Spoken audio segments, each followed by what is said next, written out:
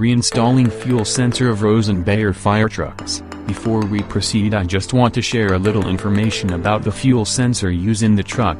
There are many type fuel sensor model used in every truck. One is the old one, the linear potentiometer is a carbon type and has a floater, and the second one is the capacitive meter form with two electrodes, electrically insulated from each other and create capacitance to read the volume of the fuel tank.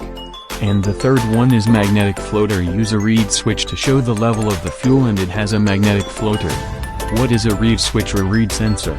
Reed switch is a type of sensor that can turn on and off using a magnet.